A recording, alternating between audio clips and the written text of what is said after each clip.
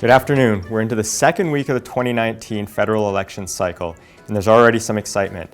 At this point, we've had one leadership debate, which the Liberal leader skipped, and some controversy over who should be included in future debates. So with that said, let's get into an update on what's going on leading up to the election.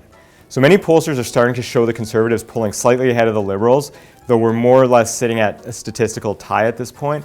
We've yet to see the poll emerge since the release of Trudeau's photo from 2001, but this will be something to keep an eye on in the coming days.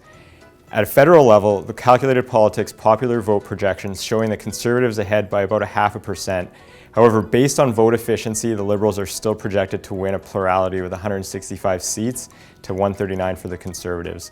The other parties are well behind at this point, and it's looking increasingly like a two-horse race. The Green Party and NDP have each reversed their trends, with the Green Party now losing some support and the NDP gaining slightly. At a provincial level, I'll try to cover some of the interesting ridings and regions over the weeks. So with that said, let's get into an overview of the provinces. So in Ontario, since the last update, the Liberals have weakened their lead in the vote-rich province, now leading by 33 seats and 5% support. Within Ontario, the 905 is always interesting, and the Liberals are currently projected to take 19 of the 30 ridings typically defined by this region. However, fully 60% of the ridings in the 905 are considered to be close races. Moving on to Quebec, there's also a bit of weakening in support for the Liberals. Liberals are sitting at 53 seats, which is significantly ahead of the Conservatives and Bloc Québécois, which have 12 seats apiece. The Liberals have given up about 2% in the popular vote, while the Conservatives, Bloc Québécois, and NDP have each gained slightly. Zooming into the Quebec City area, Conservatives appear to be keeping a strong hold on that region, with the projection showing 9 out of 11 seats, which includes Beauce. At this point, still a toss-up, with Maxime Bernier trailing by about 3%. In British Columbia, the Conservatives have grown their lead in popular vote, which is now close to 5% above the Liberals.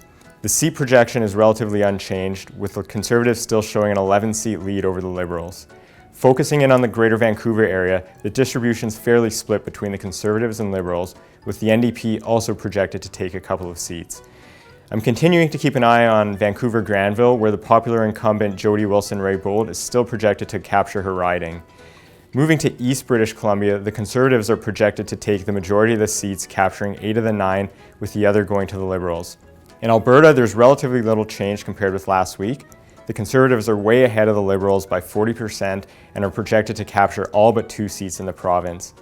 Looking closely to the Calgary metropolitan region, the Conservatives are safely ahead in 8 of the 10 ridings and are also poised to capture back Calgary Centre, which would give them a 9th seat in that region.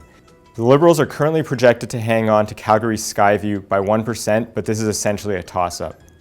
Similar to Alberta, there's very little change week over week in the prairies. There haven't been any gains by the Liberals or NDP, so the Conservatives are still projected to win handily across the region.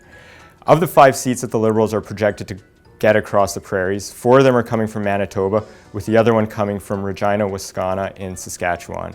And last but not least, we get to Atlantic Canada. The Liberals are losing support on the East Coast, where they're now ahead by just under 10% compared with over 13% last week. This amounts to a loss of 4 seats that have been picked up by the Conservatives.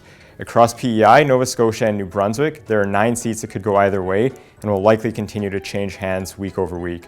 Whereas in Newfoundland and Labrador, it's looking like a pretty safe Liberal sweep. For more information, you can reach me on Twitter at CalculatedPolly or through my website, calculatedpolitics.com.